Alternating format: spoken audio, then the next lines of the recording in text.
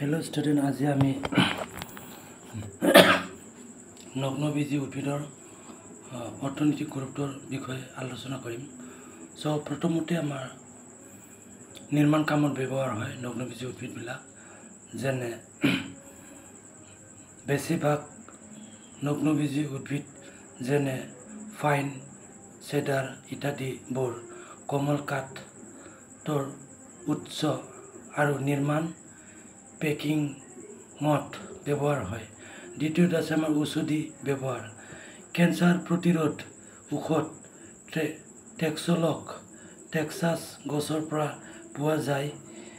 ইপিড্ৰাৰ বহুতো প্ৰজাতিৰ পৰা ইপিড্ৰিন তৈয়াৰ কৰা হয় আৰু এজমা ব্ৰংকাইটিছ চিকিৎসাত ব্যৱহাৰ কৰা হয়। তৃতীয়ত আছে আমাৰ খাদ্য উৎস। ফাইনাছ জিয়াৰ্ডিয়ানাৰ বীজবোৰ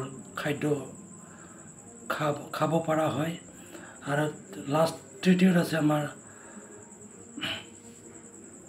আঠাৰ উৎস, তাৰমানে এটা ৰেজিন, গাম জাতীয় হয়, আঠা জাতীয়। ৰেজিনসমূহ বাণিজ্যিকভাৱে মমবাতিৰ আৰু পানী নিৰোধক হিচাপে ৰঙত ব্যৱহাৰ হয়। ফাইনাছ বিভিন্ন প্ৰজাতিৰ পৰা টাৰ্পিন পোৱা যায়। এতিয়া এনচাৰটো ধুনীয়াকৈ লিখি লোৱা।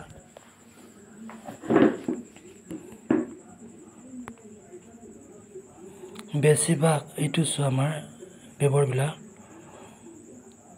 চৰল জাতীয় উদ্ভিদ যেনে পাইন, চেডাৰ ইত্যাদিবোৰ কোমল কাঠৰ উৎস আৰু নিৰ্মাণ পেকিং ব্যৱহাৰ হয়।